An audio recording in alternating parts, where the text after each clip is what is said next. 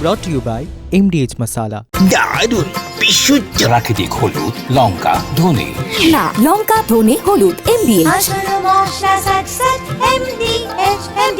নমস্কার, দেখছেন জি24 ঘন্টার আপনাদের সঙ্গে রয়েছি আমি সৈকত। আর দুরন্ত দুটোতে আমরা সকাল থেকে যে পর্দা ফাঁস করেছি, অর্থাৎ পূর্বতন সরকার মমতা বন্দ্যোপাধ্যায়ের আমলে যে রেশন দুর্নীতি হয়েছিল, সেই রেশন দুর্নীতি হয়েছে আপনারা অনেক দিন আগেই জানেন, কিন্তু সেই রেশন দুর্নীতি কোন পর্যায়ে হয়েছে, কত ব্যাপক অর্থে হয়েছে, তার মুখোশ টেনে খুলেছি আমরা জি24 ঘন্টা। সকাল থেকে সুপার এক্সক্লুসিভ ব্রেক আপনাদের দেখিয়েছি যে রেশন দুর্নীতিতে গরিব মানুষের খাবার কেড়ে কার পকেট ফুলেছিল, রেশন কাদের পকেটে গিয়েছে, কারা লাভবান হয়েছেন। ইতিমধ্যেই জানেন যে পূর্বতন খাদ্যমন্ত্রী তিনি গ্রেফতার হয়েছিলেন, কিন্তু তারপরেও আরও অনেক কিছু ফাঁসের বাকি ছিল। আর সেই পর্দা ফাঁস হয়েছে ক্যাগ রিপোর্টে।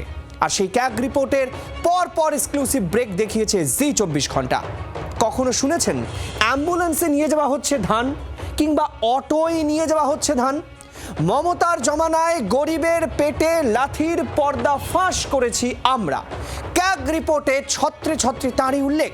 2020-21 খারিফ মরশুমে অ্যাম্বুলেন্স, অটো, বাস, এমনকি বিলাসবহুল ক্যাবেও ধান নিয়ে যাওয়া হয়েছে, বেশিরভাগই আনরেজিস্টার্ড।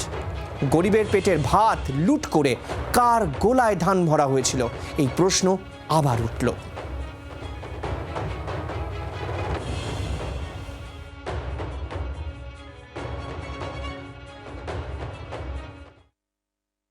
কখনো ভেবেছিলেন এমন একটা সরকার চলবে যে সরকারের আমলে ধান সরবরাহ করা হবে অ্যাম্বুলেন্সে করে? কিন্তু সেটা হয়েছে 2020-2021 অর্থবর্ষে 2টি এবং 3টি নম্বর এমন পাওয়া গিয়েছে যেখানে ধান, বেনিফিটের ধান, তা সরবরাহ করা হয়েছিল অ্যাম্বুলেন্সে। 2020-2021 অর্থবর্ষের ক্যাগ রিপোর্ট বলছে 4211 কুইন্টালেরও বেশি ধান অরেজিস্টার্ড, অর্থাৎ যেগুলোর কোনো নিবন্ধকরণই ছিল না, রেজিস্ট্রেশন ছিল না, বৈধতা ছিল না, এমন যানবাহন দ্বারা পাচার করা হয়েছিল।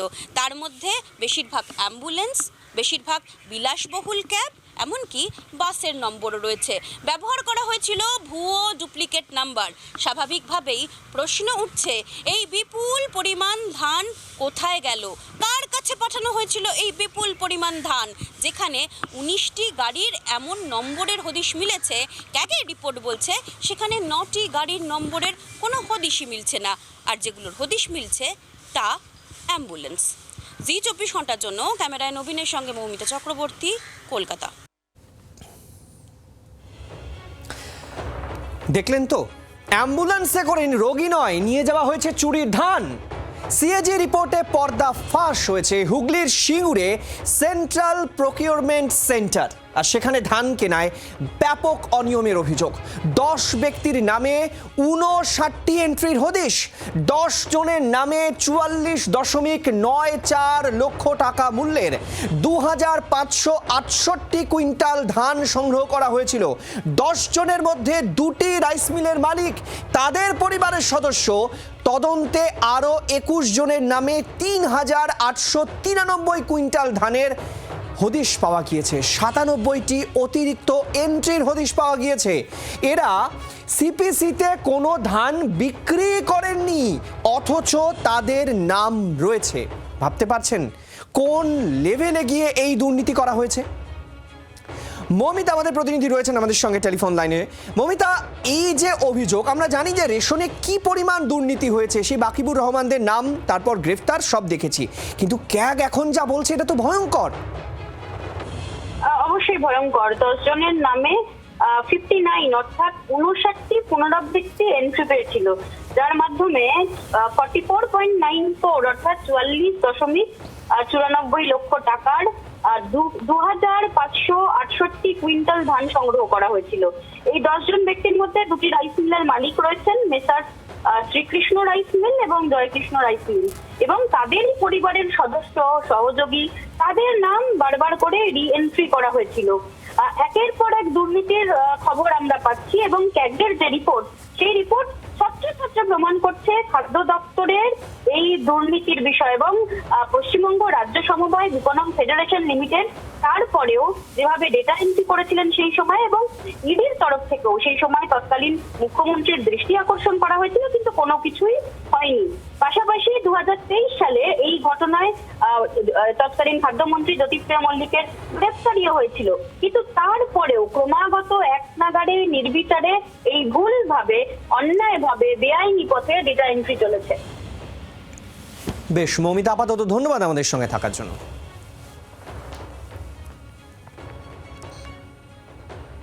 আচ্ছা, যিনি বর্তমান খাদ্যমন্ত্রী, তিনি এই গোটা বিষয়টিতে কি বলছেন, যে পূর্বতন খাদ্যমন্ত্রী যিনি এর আগে রেশন দুর্নীতিতে গ্রেফতার হয়েছেন, সেই রেশন দুর্নীতি এখনো আদালতে বিচারাধীন, কিন্তু আবার নতুন করে ক্যাগ রিপোর্টে যখন এই দুর্নীতির তথ্য সামনে আনছি আমরা, জি24 ঘন্টা সুপার এক্সক্লুসিভ ব্রেক, সে সময় বর্তমান খাদ্যমন্ত্রী অশোক কীর্তনিয়া কি বলছেন? তিনি বলছেন আগের সরকারের আমলে ব্যাপক লুটপাট হয়েছে, ক্যাগ রিপোর্টের ভিত্তিতে তদন্ত হবে।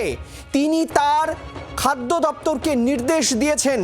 জি24 ঘন্টাকে জানালেন বর্তমান খাদ্যমন্ত্রী অশোক কীর্তনিয়া।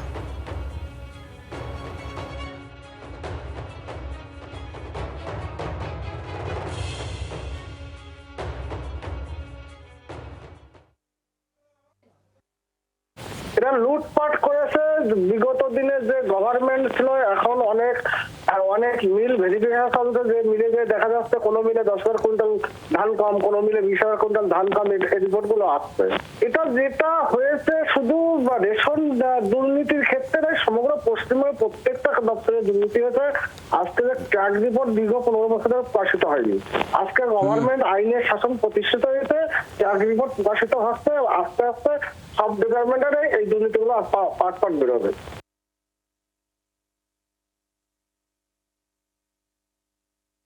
পেডি প্রক্রিয়ামেন্টে সবথেকে বড় দুর্নীতি বিগত গভর্নমেন্টের আমলে হয়েছে। অ্যাকচুয়ালি ফার্মাররা বেনিফিটেড হয়নি, বেনিফিটেড হয়েছে মিডিলম্যানরা, মধ্যস্বত্বভোগীরা। আজকে যেটা ক্যাগ রিপোর্টে প্রকাশিত হলো, এটা তো অভিযোগ হওয়ারই কথা ছিল, কারণ যেভাবে দুর্নীতিটা হয়েছে, ধান, চাল, অ্যাম্বুলেন্স বলুন, বাসে বলুন, লুটপাট হয়েছে আর কি।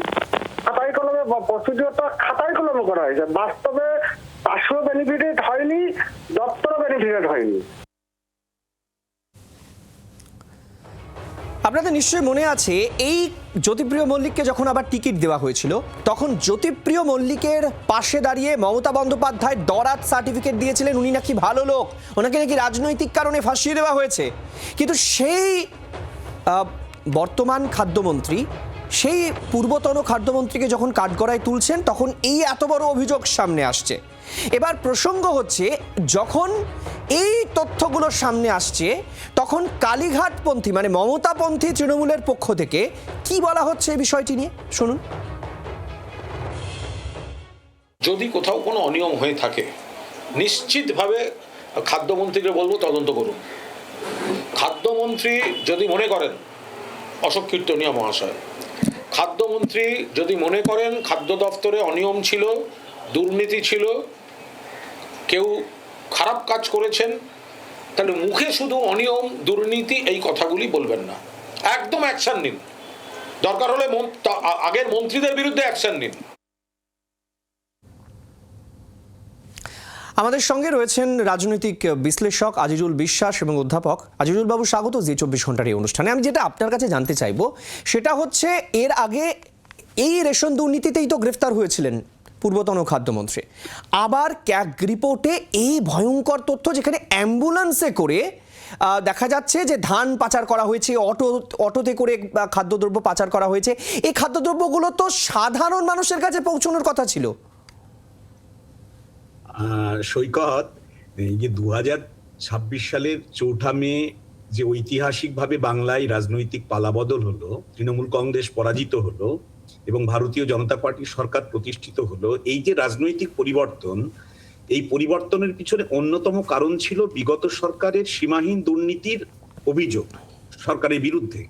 এবং সেক্ষেত্রে বালি, পাথর, ধান, চাকরি এমন কিছু বাকি নেই। এখন প্রশ্ন হচ্ছে, মানুষের তো একটা প্রত্যাশা রয়েছে এই সরকার, এই যে বর্তমান সরকার বাংলায় চলছে, যে পূর্বতন সরকারের বিরুদ্ধে যে অভিযোগগুলো উঠেছিল দুর্নীতির, সেইগুলোকে প্রমাণ করার। এবং আজকে যে ট্যাগ রিপোর্টে বিশেষ করে ধানকে কেন্দ্র করে যে রিপোর্টগুলো এসেছে, সেটা তো সেই দুর্নীতির অভিযোগকে কোথাও না কোথাও একটা জাস্টিফাই করছে। এবং সেক্ষেত্রে আমি বলবো যে দুর্নীতিটার প্রকৃতি তুমি দেখো, একটা অ্যাম্বুলেন্স কিন্তু কোনো সাধারণ বিষয় নয়, সাধারণ পরিবহনের গাড়ি নয়। এটি এমন একটি সরকারি এবং জনসেবামূলক যান যার সঙ্গে সরাসরি মানুষের জীবন ও মৃত্যুর প্রশ্ন জড়িয়ে থাকে। সেই অ্যাম্বুলেন্স যদি রোগী বহনের বদলে ধান পরিবহনে ব্যবহৃত হয়ে থাকে, তাহলে আর বিষয়টি রাজনৈতিক থাকে না, বিষয়টি প্রশাসনিক থাকে। আর যখনই প্রশাসনিক বিষয় হয়ে ওঠে, তখন কিছু প্রশ্ন তো রয়েই যায়। কেন একটি অ্যাম্বুলেন্স এমন কাজে ব্যবহার করা হলো?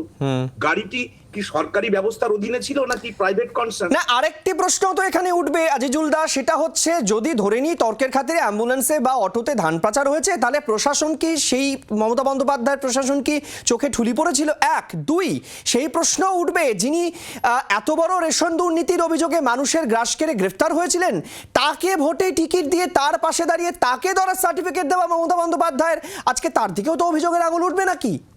হ্যাঁ, একদমই। এগুলোর তদন্ত হওয়া উচিত।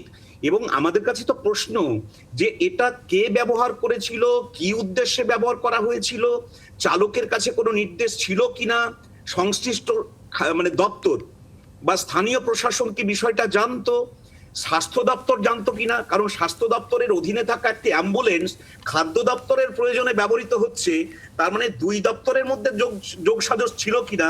এই বিষয়গুলো তো আতশ কাছের তলায় আসা উচিত বলে আমি মনে করি। কারণ এটা একটা ছোটখাটো দুর্নীতির বিষয় নয়, এটা রেশনিং ব্যবস্থার সঙ্গে যুক্ত, যেখানে বিশেষ করে সমাজের যারা দুস্থ, দরিদ্র এবং যারা প্রান্তিক গোষ্ঠীর মানুষ, মানে ধান পাচারে পুষ্পা মডেল বলতে পারেন। ধান পাচারে পুষ্পা মডেল আমরা দেখেছি, চন্দন কাঠ দুধের গাড়িতে পাচার হয়েছিল, আর এখানে অ্যাম্বুলেন্সে পাচার হয়েছে। এক্স্যাক্টলি। আর এটাও তো ঘটনা যে এটা সামান্য ঘটনা বলে উড়িয়ে দেওয়া একদমই উচিত হবে না। কারণ এই সম্পদ জনগণের সম্পদ, সেটি কোনো রাজনৈতিক দলের বা কোনো স্থানীয় নেতার বা কোনো মন্ত্রীর বা কোনো ব্যক্তির ব্যক্তিগত সম্পদ নয়, জনগণের সম্পদ। সুতরাং এর চুলচেরা নিরপেক্ষ তদন্ত সাপেক্ষে যারা দোষী, সে মন্ত্রী হন বা তার চেয়ে বড় কিছু হোক না কেন, সেই শাস্তি যদি হয়, আমার মনে হয় জনগণের প্রত্যাশা, যারা রাজনৈতিকভাবে পরিবর্তনের পক্ষে রায় দিয়েছে, সেই পরিবর্তনের যে রায়, সেটা সুবিচার পাবে বলে আমি মনে করি। বেশ, আজিজুল্লাহর সঙ্গে থাকুন।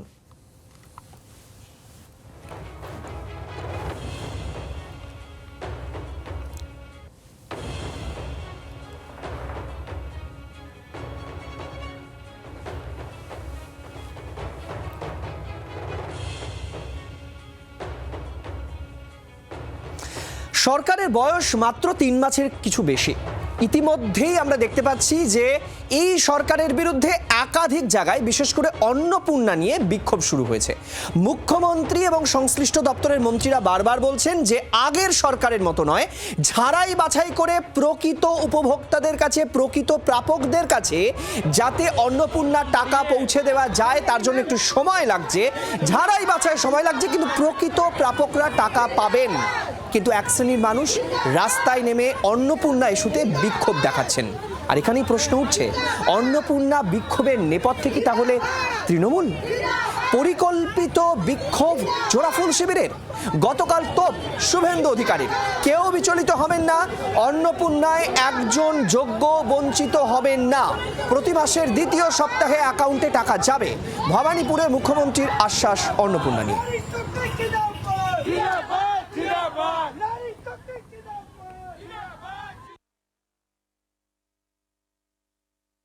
যারা ভোটে হেরে গেছেন বা যারা কোনোদিন ভারতীয় জনতা পার্টিকে মনে প্রাণে চায় না, তারা ভারতীয় জনতা পার্টির যেসব প্রেম, জাতীয়তাবাদ, ভারতীয়ত্ব এবং মোদীজির নেতৃত্বে ভারতীয় সংস্কৃতি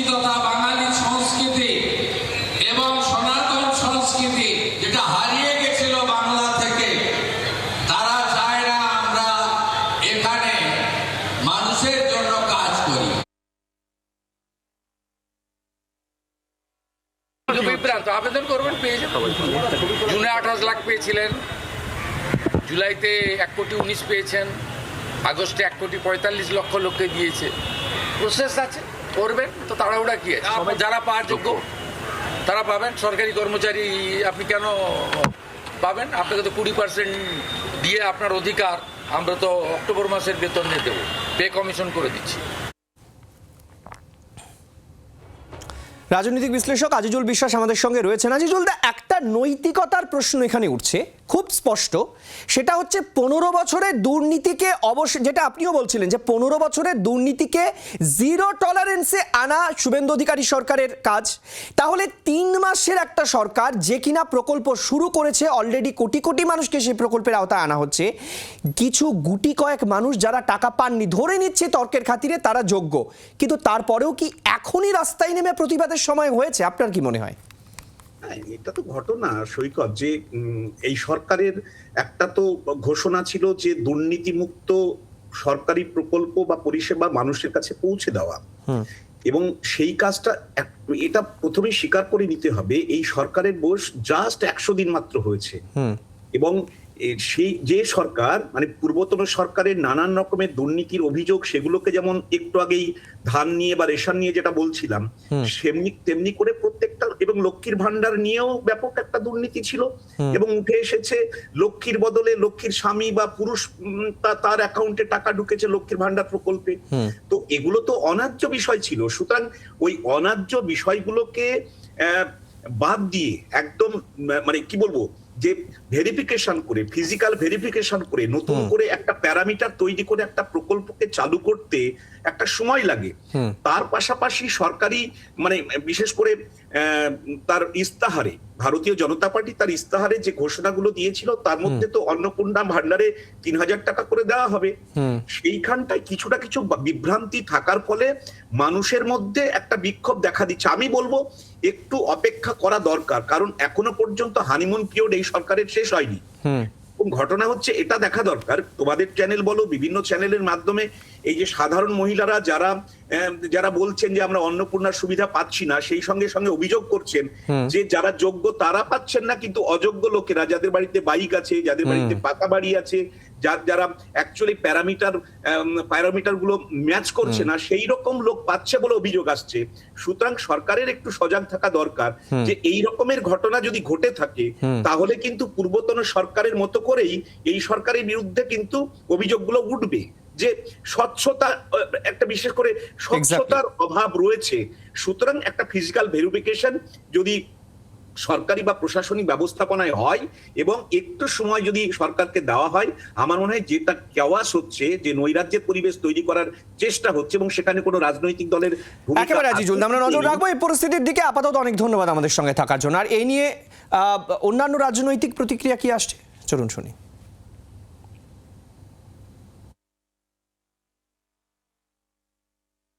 এক জায়গায় বিচ্যুতি আছে, এবং সেটা সিস্টেমের কারণে। বহু জায়গায় সাবোটেজ করারও চেষ্টা করা হয়েছে, কিছু জায়গায় ফর্ম ফিল আপ করতেও কেউ গাফিলতি দেখিয়েছিলেন। আরও 50 লক্ষ মহিলা তারা অবিলম্বে, খুব বিলম্বেই তারা পেয়ে যাবেন। দেখুন, স্ক্রিনিং করতে হচ্ছে, বছরে 36,000 টাকা কম টাকা তো নয়। তা এত লক্ষ পুরুষ তারা লক্ষ্মীর ভান্ডারের টাকা নিচ্ছেন। তো সোশ্যাল ওয়েলফেয়ার প্রজেক্ট তৈরি করা হয় মানুষের জন্য, তার জন্য নির্দিষ্ট ব্যবস্থা নেওয়া হয়েছে, এবং যারা পাওয়ার জন্য উপযুক্ত তারা প্রত্যেকে পাবেন। স্বাস্থ্য আর নিউট্রিশন পাবে, শরীরও স্ট্রং হবে, অল্প খেলেই পেট ভরে, ডাইজেশন ঠিক রাখে। MDH সোয়াটিন, আসল প্রোটিন।